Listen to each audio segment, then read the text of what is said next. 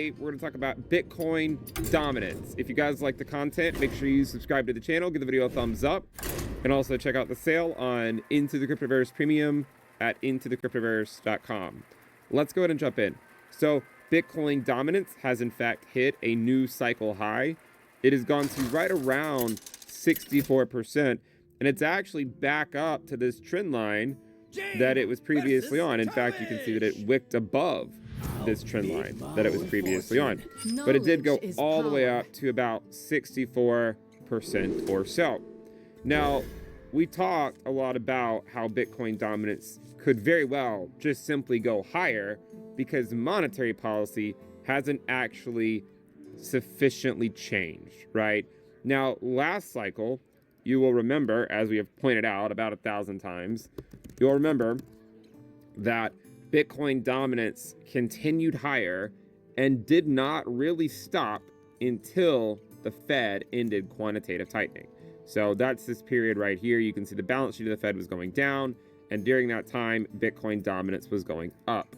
It wasn't until the Fed pivoted from quantitative tightening to quantitative easing here, right here, that Bitcoin dominance started to show any weakness. And even then, it still eventually swept the prior high.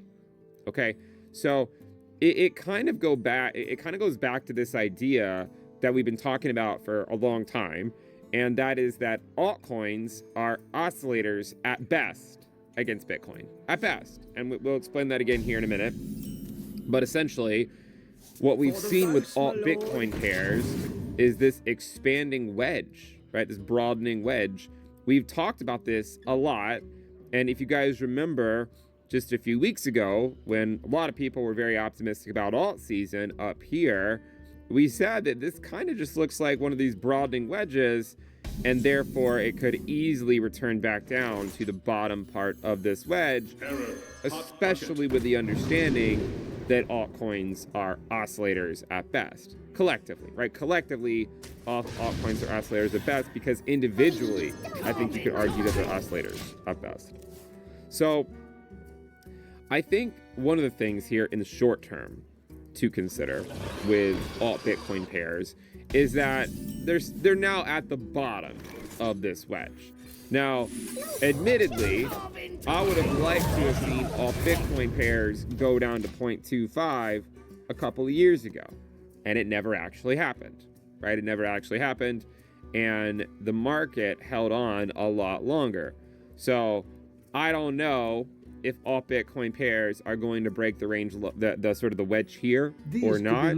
But regardless of what happens, whether it gets a bounce, even back up to the top of the wedge, or if it just gets a smaller bounce, it still does seem likely that alt Bitcoin pairs will return to the historical support zone as long as quantitative tightening continues.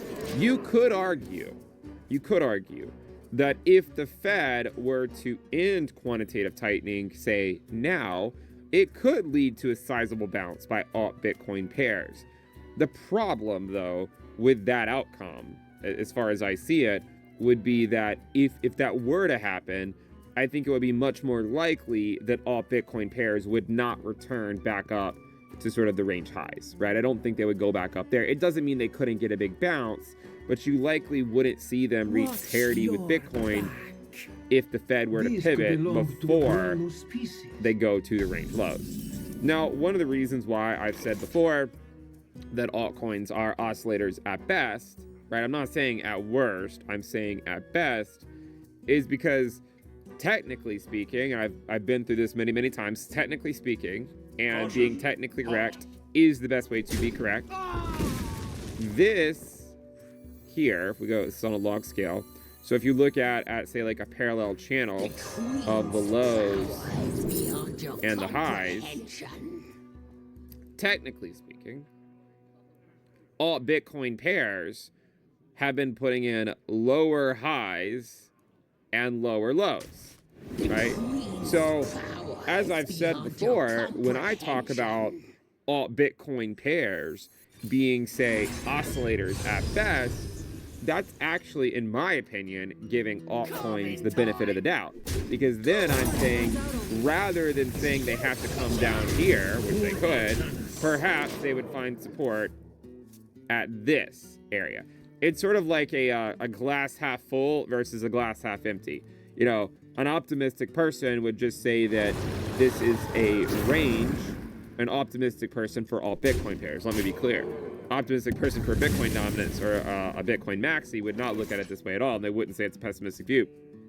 If you look at it like this, you could just say that all Bitcoin pairs sort of oscillate between these range lows and the range highs, and a couple of times there's deviations outside of this range, right? That's sort of the more optimistic way for altcoiners to look at this chart, is to say that these are just simply deviations outside of a fairly, you know, long and convincing support level and resistance level. And the support level is when the market cap of altcoins collectively reaches 0.25, so 25% of Bitcoin's market.